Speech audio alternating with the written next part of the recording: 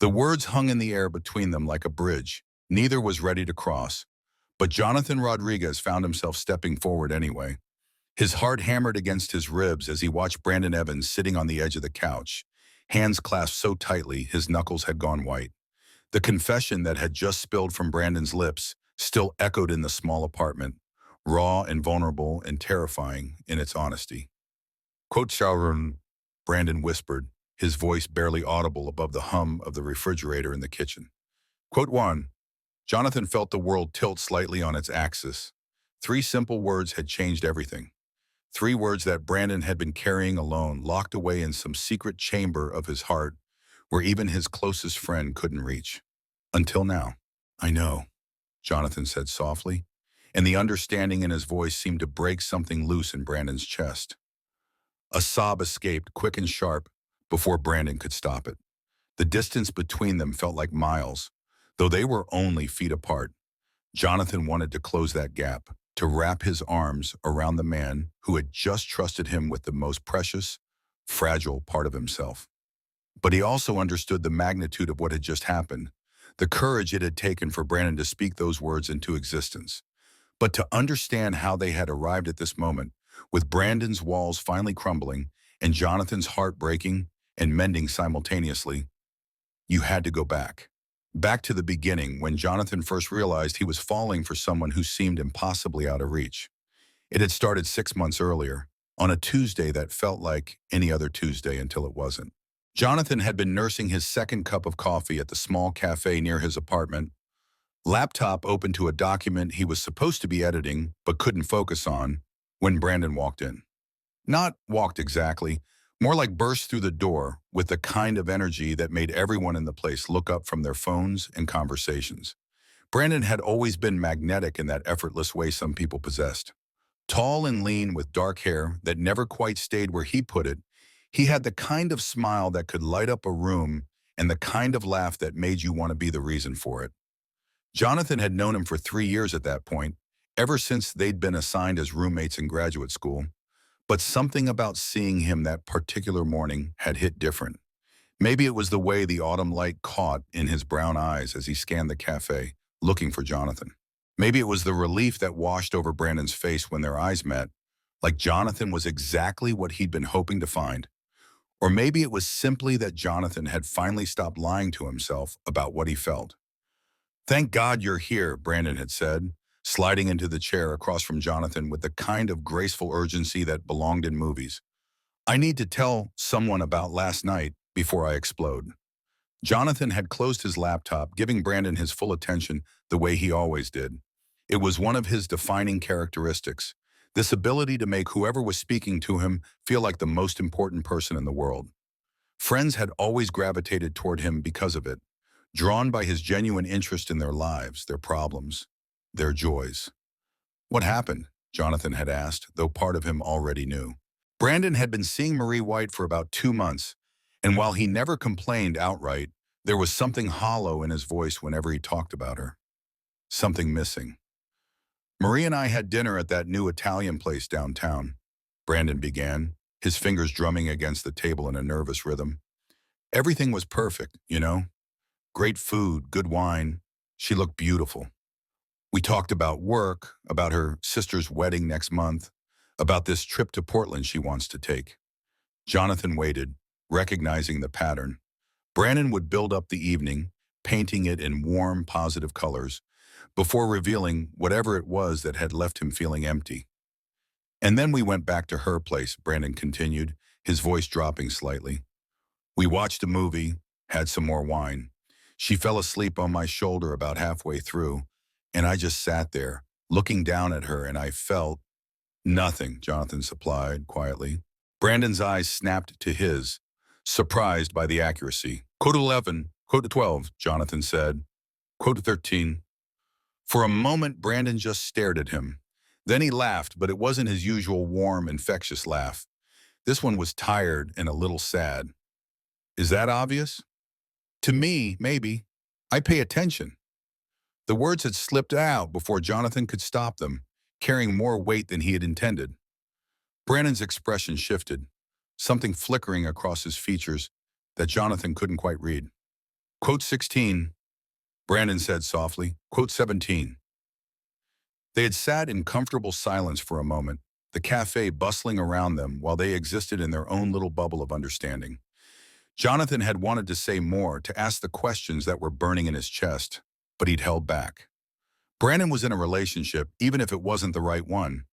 Jonathan was his friend, his confidant, the person he came to when he needed to make sense of his feelings. Crossing that line would change everything, and Jonathan wasn't sure either of them was ready for that kind of change. Jonathan had said instead, the words tasting like ash in his mouth.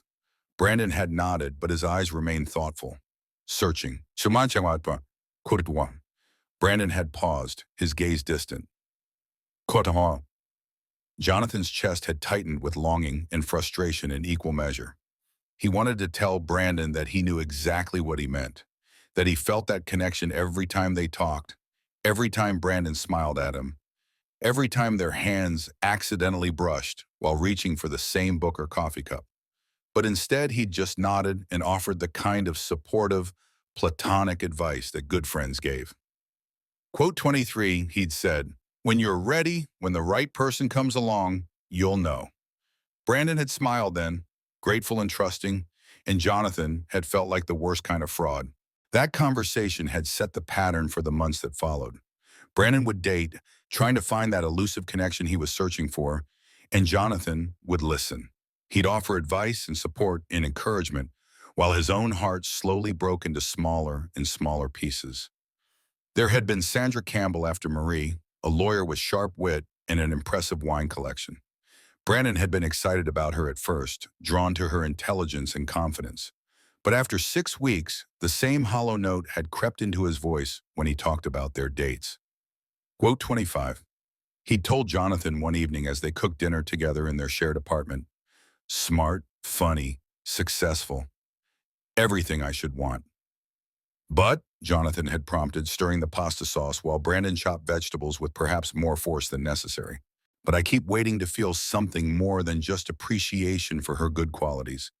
I keep thinking that maybe if I give it more time, if I try harder, that spark will come." Jonathan had wanted to shake him, to tell him that love wasn't supposed to be work, that when it was right, you didn't have to convince yourself to feel it. Instead, he'd asked, quote 29, Brandon had stopped chopping and looked at him, quote, really looked at him, with an expression Jonathan couldn't decipher. "My gut tells me I'm an idiot for letting someone amazing slip away because I can't figure out what's wrong with me." The words had hit Jonathan like a physical blow. He'd turned back to the stove, focusing on the bubbling sauce so Brandon wouldn't see the pain that must have been written across his face. "There's nothing wrong with you," he'd said quietly. Cartot 32, quote 30. The vulnerability in Brandon's voice had made Jonathan want to cross the kitchen and pull him into his arms. Instead, he'd kept stirring the sauce and chosen his words carefully. Brandon had been quiet for a long moment, the only sound the rhythmic chopping of his knife against the cutting board. When he finally spoke, his voice was thoughtful. Jonathan's hand had stilled on the wooden spoon. The question felt loaded with possibility, like Brandon was asking for more than dating advice. But when Jonathan turned around, Brandon was focused on his vegetables, his expression unreadable. "I think," Jonathan had said carefully, "that when you find the right person, you won't have to look at all. They'll just be there." The conversation had shifted after that, moving to safer topics like work and weekend plans. But something had changed in the dynamic between them, some subtle shift that Jonathan felt but couldn't name. Brandon's eyes lingered on him a little longer during conversations. Their casual touches seemed to carry more weight. When they watched movies together on the couch, Brandon would sit closer than necessary, their shoulders and thighs touching in a way that felt deliberate. Jonathan had tried not to read too much into it. Brandon was straight, had always been straight, had never given any indication that he was interested in men. The increased attention and physical proximity was probably just Brandon's way of seeking comfort from his closest friend while he navigated his dating struggles. But then came the night that changed everything. It was a Friday in early November, and Jonathan had been grading papers in his bedroom when he heard Brandon's key in the front door. The sound was followed by a heavy sigh and the thud of a bag hitting the floor. Jonathan glanced at the clock on his nightstand and frowned. It was only 9:30. Far too early for Brandon to be home from his date with Betty Carter, the graphic designer he'd been seeing for the past 3 weeks. Jonathan set aside his papers and padded out to the living room, where he found Brandon slumped on the couch, still wearing his good date clothes but looking thoroughly defeated. Quote 38. Jonathan said gently, settling into the armchair across from him. Brandon looked up with tired eyes. Tatamamari quote one. The words hung between them, heavy with implication. Jonathan felt his pulse quicken, but he forced himself to stay calm, to not read more into the statement than Brandon might have meant. Jonathan said carefully, quote turn. Brandon ran his hands through his hair, messing up the careful styling he'd done for his date. I mean that every time I'm with someone else, I find myself thinking about coming home to tell you about it. Every funny story, every interesting conversation, every moment that should be special with them just feels incomplete until I can share it with you. Jonathan's heart was beating so hard he was sure Brandon could hear it. Good 40 set out the code out. Brandon's eyes met his, and Jonathan saw something raw and searching in them. Because I've never felt this way about a friend before. I've never sat across from a beautiful woman who's everything I should want and wished I was somewhere else, with someone else. The air in the room felt electric, charged with possibility and danger in equal measure. Jonathan knew he was standing at a crossroads, that whatever he said next would either open a door between them or close it forever. Brandon, he said softly, his voice barely above a whisper. I know this is crazy, Brandon continued, as if the words had been building pressure into him and finally found a way out.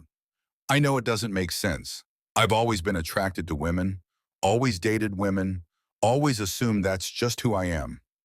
But lately, I can't stop thinking about why none of my relationships feel right, why I always feel like I'm playing a role instead of being myself.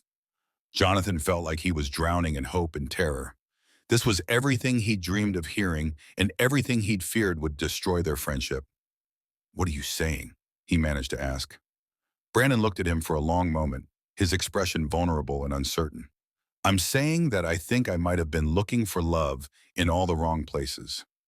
I'm saying that maybe the reason no one else has ever felt right is because the person I'm supposed to be with has been right here all along. The words hit Jonathan like a tidal wave. He opened his mouth to respond, but no sound came out. Brandon took his silence as rejection and immediately began backtracking. God, I'm sorry. I shouldn't have said that. I know you don't think of me that way, and I don't want to make things weird between us. Can we just pretend I didn't say anything? No, Jonathan said quickly, finding his voice at last. No, we can't pretend you didn't say it. Brandon's face fell, quote 57, quote 58. Jonathan said, his voice steady despite the chaos in his chest. Quote 59. Brandon went very still. Quote 60, quote Jonathan's voice was quiet but clear, each word carefully chosen. I've listened to you talk about all these amazing women and wished I could tell you that the connection you're looking for, the feeling you can't find with anyone else, I have that with you. I've always had that with you. Brandon stared at him, his eyes wide with shock and something that looked like relief. You have. Every day, every conversation, every moment we spend together, every time you smile at me or laugh at something I've said, I feel it all the time, and it's been killing me to keep it to myself. They sat in silence for a moment, the weight of their confessions settling between them. Jonathan could see Brandon processing, working through the implications of what they just admitted to each other. Quote 65, Brandon asked finally. Quote 67, Jonathan said honestly. Quote 67. Quote, Brandon's voice was barely audible. Straight, I mean, what if I had just been telling myself I am because it was easier than questioning everything I thought I knew about myself? Jonathan felt his breath catch. Are you saying you think you might be gay? I'm saying I don't know what I am anymore. All I know is that when I think about the future, about being with someone, building a life with someone, the only person I can picture is you. The confession hung in the air between them, fragile and precious. Jonathan wanted to reach for Brandon, to close the distance between them, but he also knew they needed to be careful. This was uncharted territory for both of them. I'm scared, Brandon admitted, his voice small. Of what? Of everything. of what this means, of what people will think, of what happens if we try this and it doesn't work out, of losing the best friendship I've ever had. Jonathan leaned forward in his chair, his eyes never leaving Brandon's face. Code 75. Brandon's eyes filled with tears and one spilled over, tracking down his cheek. I've never felt this way about anyone before. Not really. All those relationships, all those dates, I was just going through the motions because I thought that's what I was supposed to do. But with you, everything feels real. Everything feels right. Jonathan couldn't stay in his chair any longer. He crossed to the couch and sat beside Brandon, close enough to touch but not quite touching yet. Coach 77, Jonathan asked. Brandon turned to face him fully, their knees bumping together. Quote 78. Quote 70, Jonathan said without hesitation. Quotissimo. Brandon reached out tentatively, his fingers finding Jonathan's hand. The touch sent electricity up Jonathan's arm, and he saw Brandon's eyes widen slightly, as if he'd felt it too. Brandon said, quote 82, quote 80, Jonathan considered the question. Quote Otter, Brandon nodded slowly. Quote Afi, quote Oation, Jonathan said gently. Quote Oation, quote Oation, Brandon said, his thumb tracing patterns on Jonathan's knuckles. I want to tell you everything I've been feeling, everything I've been too scared to acknowledge. Tell me, Jonathan encouraged. Brandon took a deep breath. I've been thinking about kissing you for weeks. Every time we're close like this, every time you look at me with those eyes, I wonder what it would feel like. And then I tell myself I'm crazy, that I'm imagining things, that straight guys don't think about kissing their male friends. Jonathan's heart was racing. Jonathan said firmly. Brandon's eyes dropped to Jonathan's lips for just a moment before meeting his gaze again. Jonathan whispered. The space between them disappeared slowly, giving either of them time to change their mind, to pull back, to retreat to safer ground. But neither of them moved away. Instead, Brandon's free hand came up to cup Jonathan's face, his thumb brushing across his cheekbone with infinite gentleness. Butcher 98, Brandon asked, his lips just inches from Jonathan's. I've never been more sure of anything in my life. Brandon closed the final distance between them, pressing his lips to Jonathan's in a kiss that was soft and tentative and absolutely perfect. Jonathan felt like every nerve ending in his body had come alive, like he'd been living in black and white, and suddenly the world had burst into color. When they broke apart, both of them were breathing hard, their foreheads resting together. Wow, Richie, Brandon whispered. Yeah, Jonathan agreed, his voice rough with emotion. Wow. They stayed like that for a moment, just breathing each other in, processing what had just happened between them. That felt, Brandon paused, searching for the right word. Right, Jonathan finished for him. Yes, right, like something I've been waiting for my whole life without knowing it. Jonathan pulled back slightly so he could see Brandon's face. Brandon considered the question, his expression thoughtful. 17. Jonathan laughed softly. Quote 1, quote 1. Brandon admitted. Quote 11, Jonathan said. Quote 1. Brandon's smile was soft and grateful. Together, I like the sound of that. Me too. They talked until nearly 3 in the morning, sharing fears and hopes and dreams for what their relationship might become. Brandon told Jonathan about the moments over the past few months when he'd caught himself staring, when he'd found excuses to touch him, when he'd felt jealous of Jonathan's attention being focused elsewhere. Jonathan shared his own journey of realization, the way his feelings had grown from friendship into something deeper and more complex. As the weeks that followed unfolded, they navigated their new relationship with care and patience. Brandon was still figuring out his identity, still processing years of assumptions about himself that were proving to be incorrect.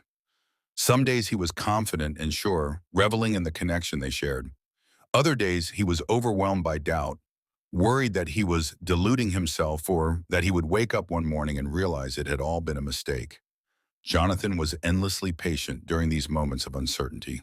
He'd learned to read the signs when Brandon was spiraling into self-doubt, and he knew exactly how to pull him back to solid ground. A gentle touch, a reassuring word, a reminder of how right everything felt when they were together. Their first official date was to a small restaurant across town, somewhere they were unlikely to run into anyone they knew. Brandon had been nervous, fidgeting with his napkin and glancing around the room as if he expected someone to point and stare.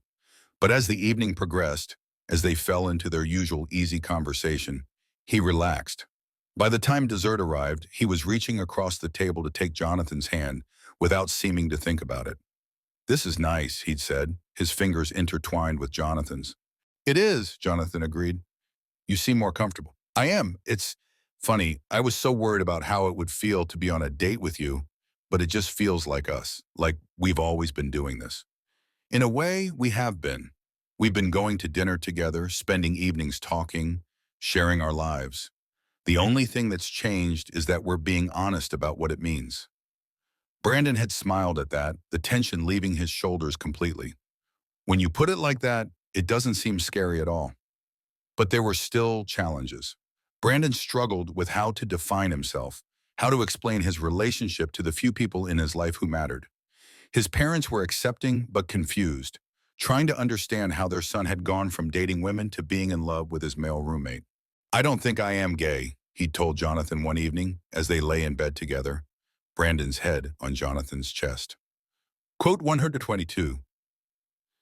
Jonathan's fingers had been running through Brandon's hair, a gesture that never failed to calm them both.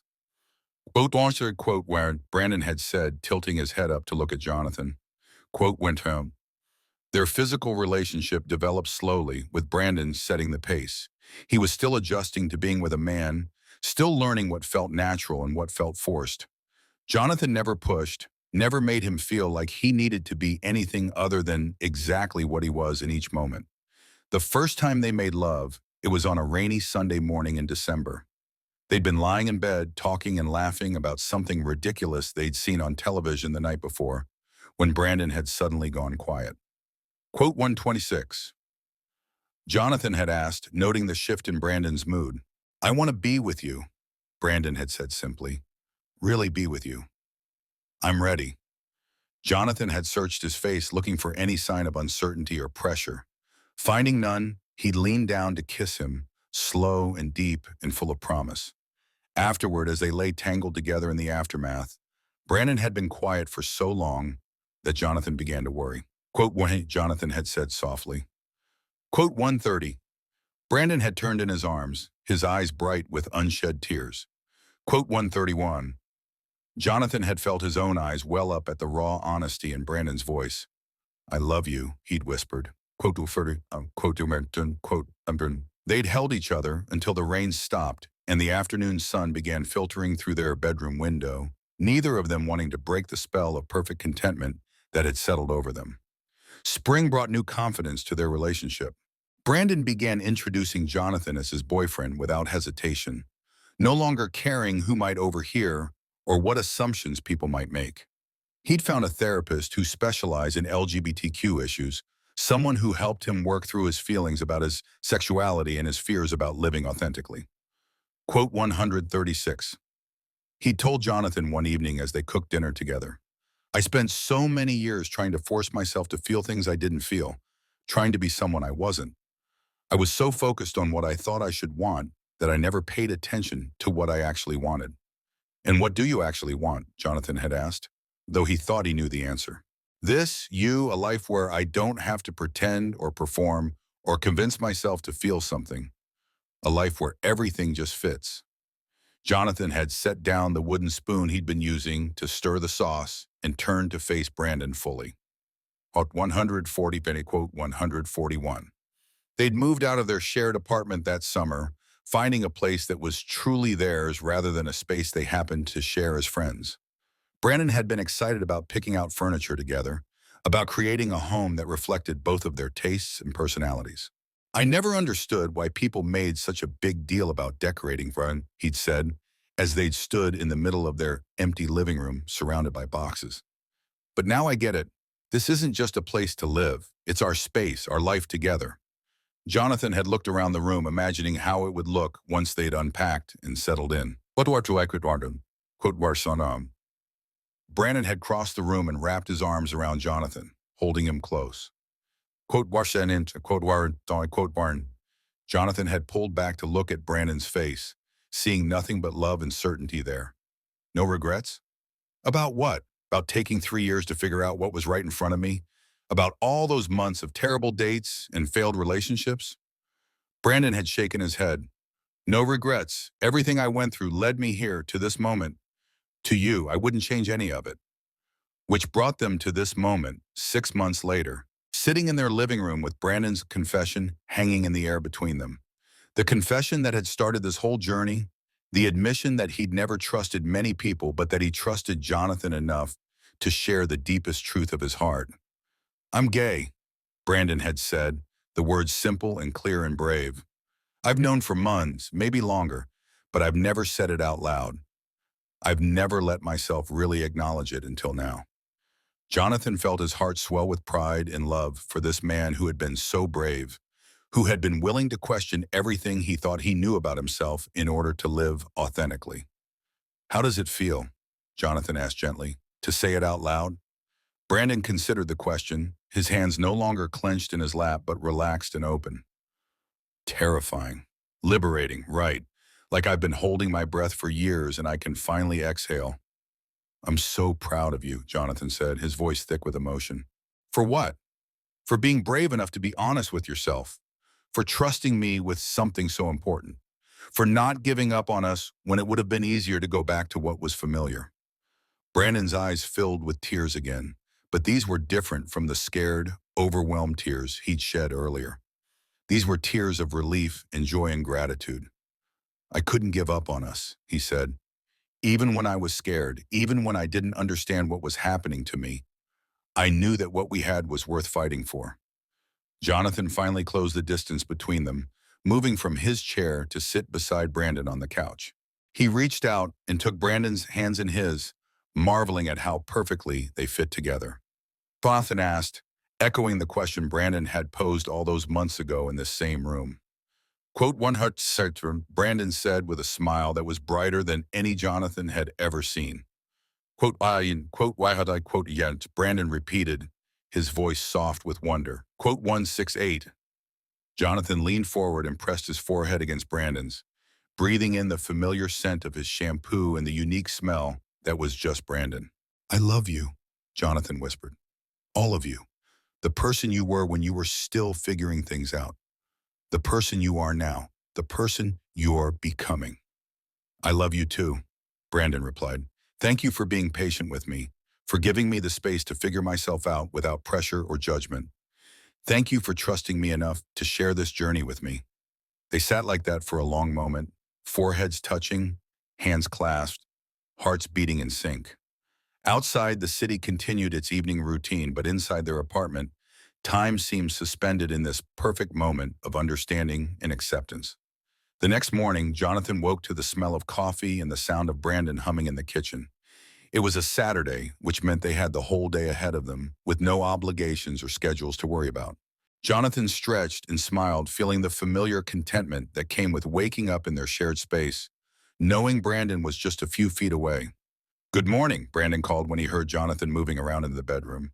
I made your favorite.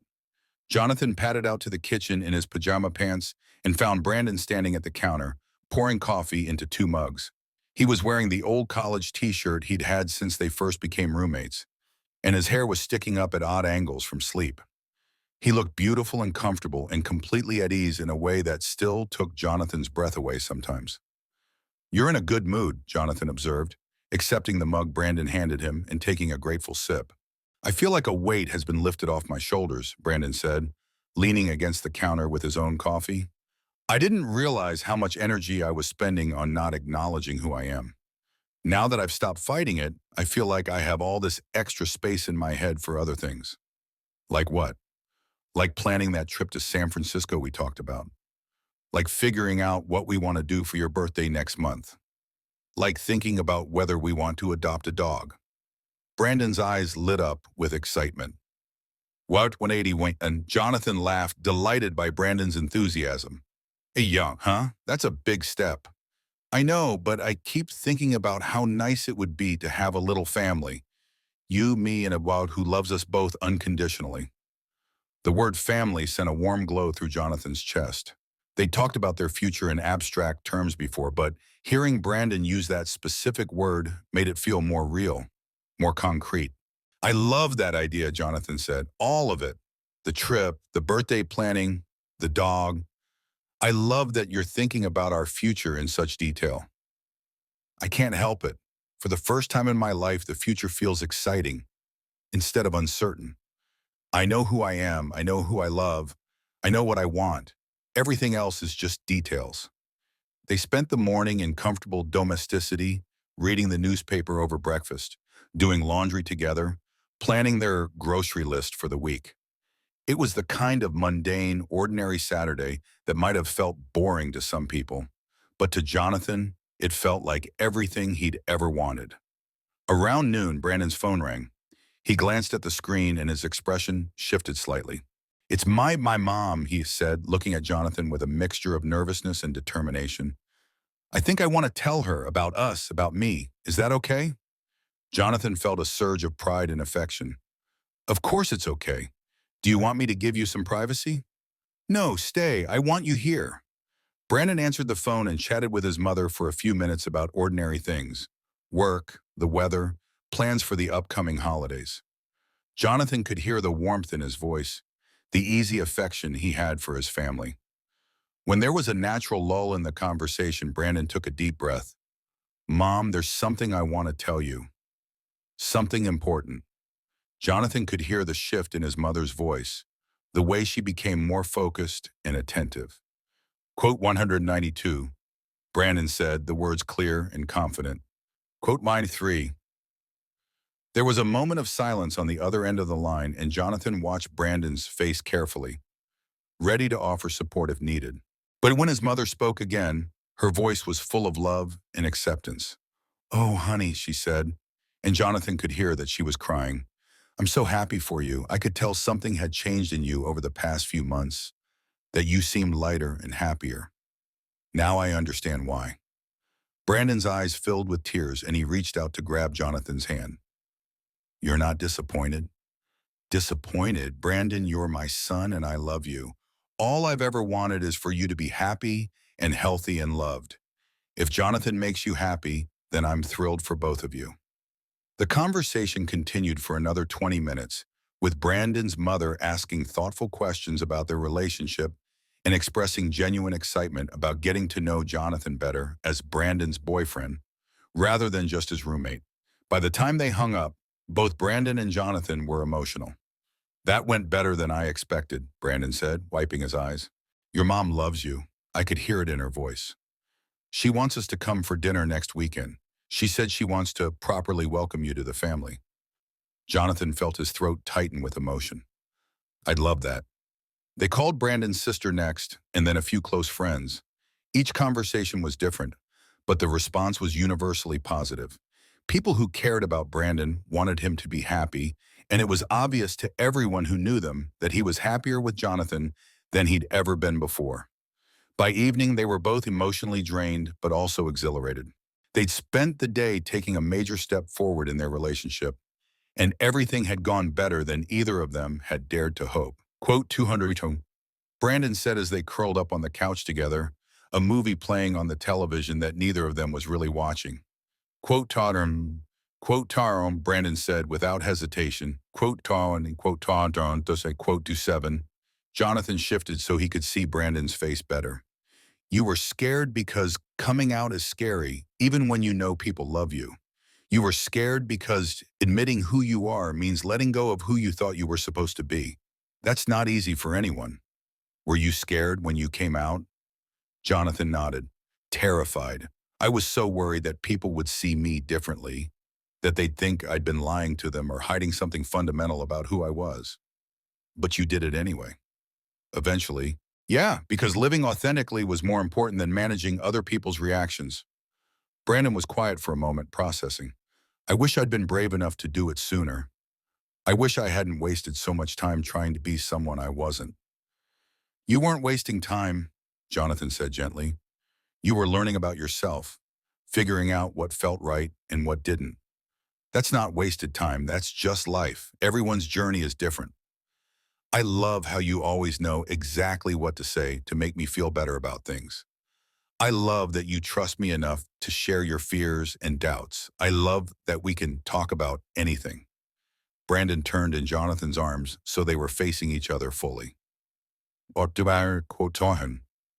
They kissed then, soft and slow and full of promise. It was the kind of kiss that spoke of forever, of shared dreams and mutual understanding and love that would only grow stronger with time. When they broke apart, Brandon rested his forehead against Jonathan's and smiled. "So, this is what happily ever after feels like," he said. "This is just the beginning," Jonathan replied. "We have the rest of our lives to figure out what happily ever after looks like for us. I can't wait." 3 months later, they were at their first Pride celebration together, wearing matching rainbow t-shirts that Brandon had insisted on buying. The festival was crowded and loud and overwhelming in the best possible way, full of people celebrating love and identity and community. Brandon had been nervous that morning, worried about being in such a public space as an openly gay man for the first time. But as they walked through the festival, surrounded by thousands of people living their truth joyfully and unapologetically, his nervousness had transformed into excitement and pride. "This is incredible," he said, shouting to be heard over the music from a nearby stage. "I had no idea it would feel like this." "Like what?" Jonathan shouted back. "Like coming home. Like being part of something bigger than myself." They spent the day exploring the festival, talking to vendors, listening to speakers, dancing to music from various performers.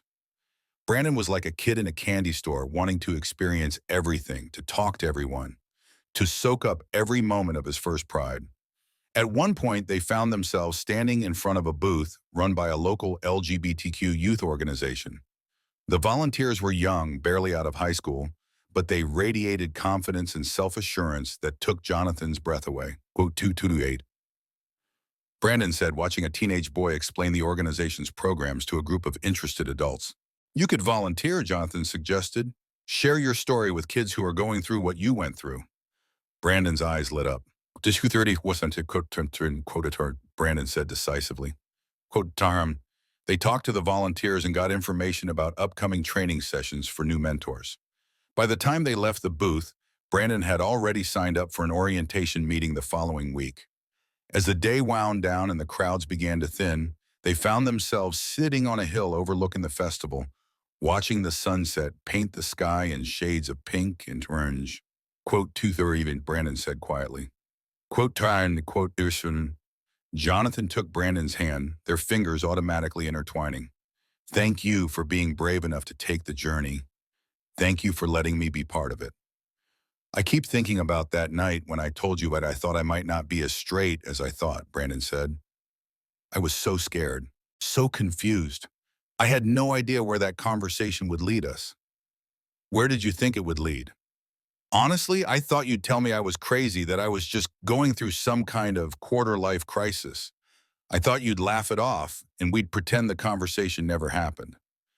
Jonathan squeezed his hand. "I'm glad I didn't do that." "Me too. I'm glad you took me seriously, even when I wasn't sure I was taking myself seriously.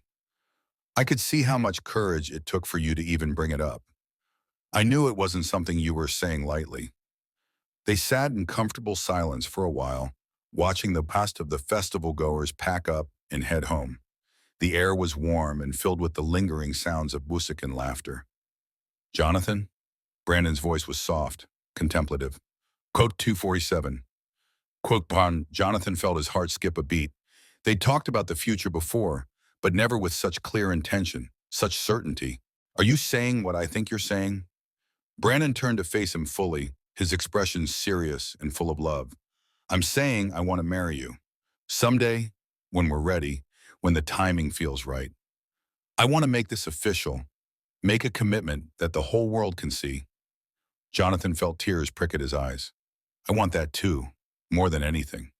Really, really, I've been thinking about it for weeks, actually. About what it would mean to call you my husband, to have that kind of commitment and partnership." Brandon's smile was radiant. Quote 254. Jonathan laughed, the sound full of joy and possibility. Quote child and quote, yeah. They kissed as the sun finished setting behind them, surrounded by the fading sounds of their first Pride celebration together. It was a perfect moment full of promise and hope, and the kind of love that changes everything. 6 months later, on a crisp autumn morning, Jonathan woke up to find Brandon already awake beside him, staring at the ceiling with a thoughtful expression. Jonathan asked, his voice rough with sleep. Quote 259, Brandon said. Quote how six down. Jonathan propped himself up on his elbow so he could see Brandon's face better. Good changes? The best changes. A year ago, I was confused and scared and felt like I was living someone else's life. Now I wake up every day knowing exactly who I am and exactly where I belong. And where's that? Brandon turned to look at him, his eyes warm with love and certainty. Right here. With you. Forever. Jonathan leaned down to kiss him, tasting the promise of their future on his lips. Outside their bedroom window, the city was waking up to another day, but inside their small apartment, time seemed suspended in this perfect moment of understanding and love. Forever sounds perfect to me, Jonathan whispered against Brandon's lips. Quote, as they lay there in the early morning light, talking quietly about their plans for the day and their dreams for the future, Jonathan marveled at the journey that had brought them to this point. It hadn't been a straight path from friendship to love, from confusion to clarity, from fear to acceptance. There had been detours and setbacks, moments of doubt and periods of growth, but every step had been necessary. Every conversation had been important. Every moment of uncertainty had led them closer to this truth. They belonged together, in whatever form that took, for whatever challenges lay ahead. You know what I realized yesterday, Brandon said, interrupting Jonathan's thoughts. Quote 268, quote 260, quote 27, quote Jonathan felt his chest tighten with emotion. About Dr. Quote, for 3 months later, they were standing in front of their families and friends in a small garden behind the community center where Brandon volunteered. The setting was simple but beautiful. Beautiful, with string lights hanging between the trees and flowers blooming in carefully tended beds.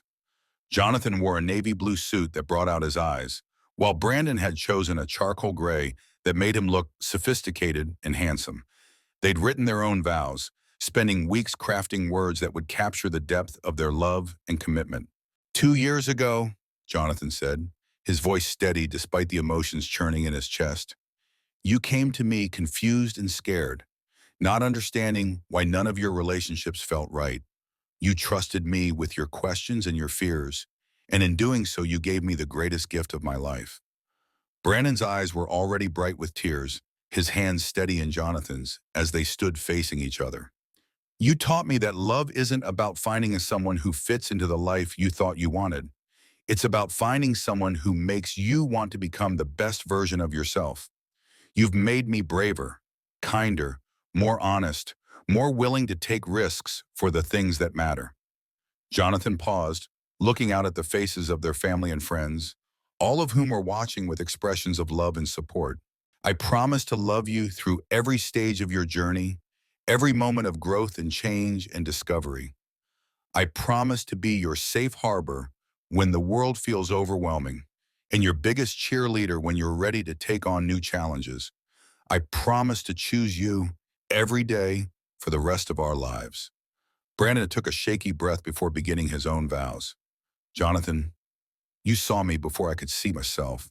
You loved me before I understood that I was worthy of that love. You waited patiently while I figured out who I was, never pressuring me to be anything other than exactly what I was in each moment. His voice cracked slightly, and he paused to compose himself. You taught me that home isn't a place, it's a person. You taught me that love doesn't have to be complicated or painful or full of compromise. Real love is easy and natural and feels like coming home every single day. Brandon squeezed Jonathan's hands, his voice growing stronger. Quote taught him, the ceremony was beautiful but brief, focused on the love between them rather than elaborate rituals or traditions. When the officiant pronounced them married and told them they could kiss, the kiss they shared was soft and sweet and full of promise. Their reception was held in the same garden, with tables set up under the string lights and a playlist of their favorite songs providing the soundtrack for the evening. It wasn't a large wedding, but it was perfect for them. Everyone who mattered was there, and the atmosphere was warm and joyful and full of love. During their first dance, a slow song that had become special to them over the past year, Brandon whispered in Jonathan's ear. Quote 281, quote 280, Jonathan whispered back. Quote Aaron, quote Aaron, quote dash. Jonathan pulled back slightly so he could see Brandon's face. I love you, husband. I love you too, husband. They danced until the music stopped and the lights were turned off, surrounded by the people who loved them most. It was a perfect beginning to their married life, simple and meaningful and full of hope for the future. Later that night in their hotel room, they lay in bed talking about the day and marveling at how right everything had felt. Do you think we'll look back on today as the beginning of our real life together? Brandon asked. I think today was just another step in a journey that started a long time ago, Jonathan said. We've been building a real life together for months. Today we just made it official. I like that. I like that we didn't wait until we were married to start living our life together. Me too. I like that we've been partners in every way that matters for a long time now. Brandon was quiet for a moment, his fingers tracing patterns on Jonathan's chest in the darkness. Quote 294, he said finally. Quote Tiana, quote Isaiah, quote Tian, quote Simoine. Brandon said, his voice soft with sleep and contentment. Quote Zornan. Jonathan held his husband close, listening to the steady rhythm of his breathing, feeling the solid warmth of his body, marveling at the journey that had brought them to this moment. It hadn't been a straight path from friendship to love to marriage, but every detour had been necessary. Every challenge had made them stronger. Every moment of uncertainty had led them closer to this truth. They belonged together, they always had, even when they didn't understand it, even when it seemed impossible, even when they were too scared to acknowledge what they felt. They were home in each other's arms, and they would be for the rest of their lives. As Jonathan drifted off to sleep on their wedding night, his husband safe and warm in his arms, he thought about the conversation that had started it all. Brandon's confession that he didn't trust many people, followed by the admission that he'd never said out loud before. 3 simple words that had changed everything. I am gay. It had taken courage to speak those words, courage to trust Jonathan with something so precious and fragile. But that courage had opened the door to a love story more beautiful than either of them had ever imagined possible. Sometimes the most frightening truths led to the most beautiful discoveries, and sometimes the person you were meant to spend your life with had been right there all along, waiting for you to be brave enough to see them clearly. Their love story wasn't dramatic or complicated or full of grand gestures. It was quiet and steady and built on a foundation of friendship and trust and mutual respect. It was a love story about 2 people who had been brave enough to be honest about who they were and what they wanted, even when that honesty required them to question everything they thought they knew about themselves. And as they began their married life together, surrounded by love and support and infinite possibility, they both knew that this was just the beginning of their forever.